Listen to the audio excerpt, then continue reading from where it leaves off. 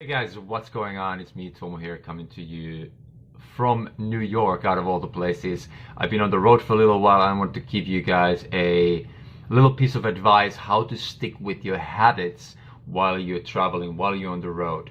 Now, a lot of us, we are traveling a lot these days. We're on the move. We are moving around in the planes, in the different kind of hotel rooms, like this one tiny little room here in the New York City, which I'm super blessed to be in.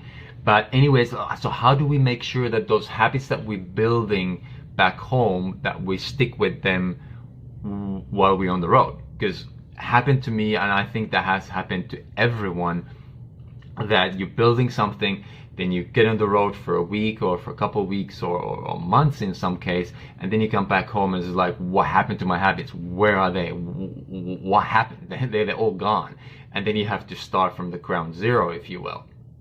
So a couple of pieces of advice. First of all is, for example, what I've done this morning is I really want to build up my learning of French and my growth and my reading. So I'm reading this book, Brain Rules, which is an epic book, by the way. And instead of reading for 30 minutes or 40 minutes each day like I do back home, I sliced that down to like 10 to 15 minutes. And then I did also my French lessons for like 10 minutes only. So I'm making sure that habit chain is never broken. I keep the chain going, which is way more important in the long run than the actual amount of time that you do each day.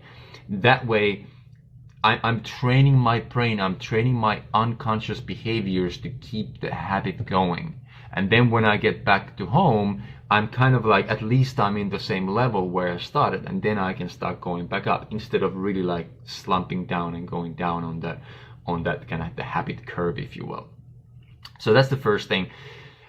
Keep those habits going and slice them half, or put even 33% just on the time or the amount or amplitude, whatever. Just scale them down a little bit to make sure you keep them going.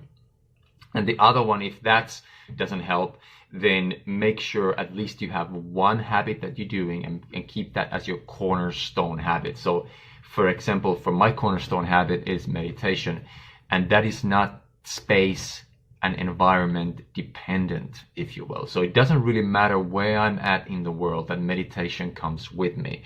These new habits that we're building up, they might be a little bit more space dependent. For example, for me, learning French is a lot easier back home when I'm in the French speaking environment, whereas right here in New York, it's a lot harder, obviously. So that's why I sliced that habit down into about a half, or like 30%, if you will. Whereas the meditation is something like a cornerstone habit, like I said, and that really stays with me. It doesn't matter where I'm going, because it's already habits, already an unconscious behavior. But if it's not an unconscious behavior, make sure you just try to keep at least one habit going during your travels. And I think that's really, really helpful. And make sure that is the most important habit that it needs. If it's your exercise, if it's your eating healthy, or if it's a meditation, like in my case, make sure that cornerstone habit comes with you everywhere where you go, and it's not space dependent. So those are my few quick travel tips. Hopefully that helps you to making sure that you stick with your habits and you can carry on where you started from when you were back home and in your own environment. So just a really, really quick recap. Slice those habits half, or either 30%. Make sure you keep the chain going, and make sure you have your cornerstone habit going with you everywhere where you go. So that's me, Tuomo, here from New York. Hopefully that was valuable. Hopefully you enjoyed that. Let me know, how do you keep your habits going when you're traveling? And other than that, I'm gonna go out there into the crazy world and do some networking and meet some friends in the city before we head out to Niagara Falls tomorrow. So have a good one, guys. Greetings from New York. Ciao for now.